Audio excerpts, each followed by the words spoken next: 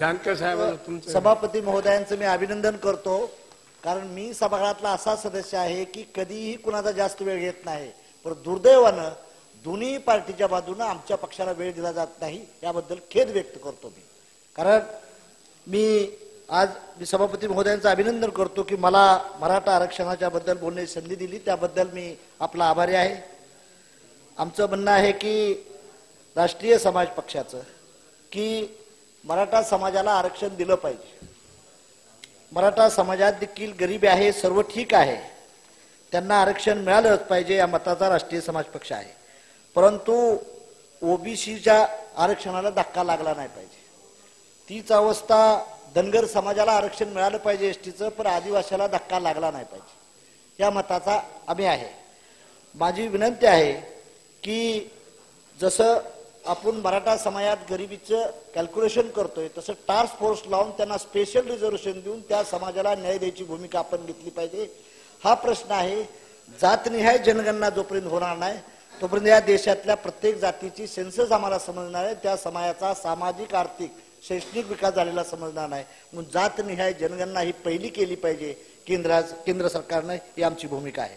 आज या देशामध्ये 52% ओबीसी समाज राहतो, परंतु 9% सुद्धा रिझर्वेशन त्यांना मिळालेलं नाही. म्हणजे हे फेल्युअर कुणाचं आहे? डेमोक्रेसी म्हणून लोकशाही आम्ही म्हणतो, ज्यांनी ज्यांनी या देशावर राज्य केलं त्यांनी या समाज घटकाला वंचित ठेवण्याचं पाप कोणी केलं ह्याचा देखील चिंतन आणि मनन झालं पाहिजे. आमचं म्हणणं आहे जातनिहाय जनगणना व्हावी आणि ही तामिळनाडू राज्य, बिहार राज्य, जिथं शाहू फुले आंबेडकरांचं राज्य म्हटलं जातं, सर्व पक्षाचा पाठिंबा असतो, काँग्रेसचा, बीजेपीचा, साऱ्या पक्षांचा, तरी आरक्षणाचा प्रश्न मराठ्यांचा, धनगरांचा, ओबीसींचा का सुटत नाही, ही मोठं समजण्यासारखं कोड आहे. माझी आपल्याला सभापती महोदय विनंती आहे की जर मराठा समाजाच्या मागणीची, त्यांच्याही समाजात गरिबीची दृष्टीने ठीक आहे, परंतु आपण जसं मराठा समाजाला सर्वात जास्त बजेट दादांच्या नेतृत्वाखाली देण्याची भूमिका घेतलेली आहे, धनगर समाजाबद्दल आपण 1000 कोटी देतो म्हणलं, परंतु आतापर्यंत जवळजवळ 45 कोटी सुद्धा रुपये त्या समाजाला मिळाले नाहीत. हे समाजाचं भलं कसं होणार? परंतु ओबीसी मधल्या काही जाती अशा आहेत की त्यांना 0% रिझर्वेशन मिळालं नाही, मग त्यांचं कोण बघणार आहे? मग जे आपण जोरात सत्ताधारी आहे, ताकद आहे, त्यांच्याच म्हणण्याचं जर काम होत असेल तर बाकीच्या समाजाने न्याय मागायचा कुठं? म्हणून जातनिहाय जनगणना झाली पाहिजे. जिसकी जितनी संख्या भारी उसकी उतनी भागीदारी के हिसाब शासन प्रशासनात त्यांचा हिस्सा मिळाला पाहिजे. मग आजपर्यंत जात जनगणना का होत नाही? एका बाजूला धनगराला आरक्षण मिळावं म्हणून राज्य सरकार किंवा केंद्र सरकार प्रयत्न करतं आणि दुसऱ्या बाजूनं याचिका टाकली जाती की त्यांना ह्या समाजाला आरक्षण मिळू नये म्हणून. दादा, नारी संघटनेच्या वतीनं ह्याचं कुठतर चिंतन झालं पाहिजे. एका बाजूला ओबीसीला आरक्षण मिळालं म्हटलं पाहिजे, गवळी नावाचा माणसाला कोर्टात टाकायला लावलं जातं, त्याचं आरक्षण थांबवलं जातं. म्हणून माझी आपल्याला विनंती आहे की ह्या समाजाला खऱ्या अर्थानं जर न्याय द्यायचा असेल तर 2022 एप्रिल 1918 साठी जो कायदा बनला होता की आरक्षणाचा हक्क हा केंद्राला गेलेला आहे, हा चेंडू केंद्राच्या ताब्यात आहे.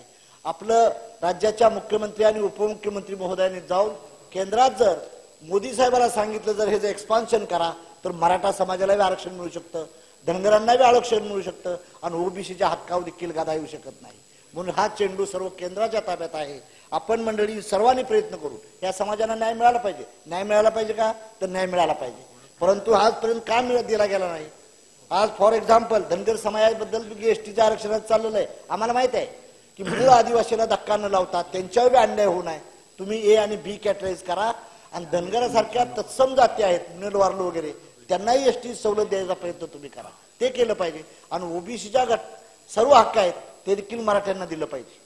परंतु तुम्ही ओबीसीतल्या काही 3712 जाती आहेत, त्यांना आजही लोकांना त्यांच्यात साधा पोलीस नाही, क्लार्क नाही, मास्तर नाही, ह्याची देखील कुठेतरी आपण हे केलं पाहिजे. मग आम्ही नुसतं पुरोगोनी राज्याचा दिंडुरा फोडायचा आणि समाजाला काहीच द्यायचं नाही असं न करण्यासारखी भूमिका न होता माझी आपल्याला विनंती आहे की सभागृहाला मराठा समाजाला देखील आरक्षण मिळालंच पाहिजे. परंतु एखादा माणूस जेव्हा कंपॅरिझन बिटवीन ओबीसी आणि मराठ्यात करतो तेव्हा त्याला खलनायक ठरवलं जातं. खलनायक ठरवण्याची भूमिका काय नाही, त्यांची भूमिका आहे की मराठा समाजाला आरक्षण मिळालं पाहिजे, पण आम्हाला धक्का लावू नका.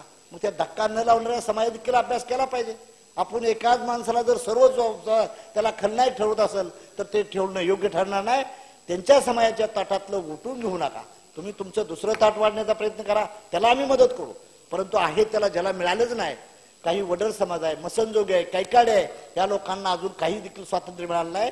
कसली स्वातंत्र्य मिळालं, कुणाच्या पाठीचं मिळालं, ह्याचा जर प्रश्न विचारला तर त्या समाजाची भागीदारी. रिझर्वेशन मतलब रिप्रेझेंटेशन आहे, भागीदारी आहे. मग आमची भागीदारीचा वाटा चोरला कोणी? आमचा भागीदारी गेली कुठं? सहकार असेल, कोऑपरेटिव्ह असेल, एज्युकेशन असेल किंवा पॉलिटिक्स असेल, ठीक आहे. राजकारणाचं आरक्षण तुम्ही बाजूला देऊ नका, पण राजकारणाच्या आरक्षणावर बाकीची डेव्हलपमेंट काय?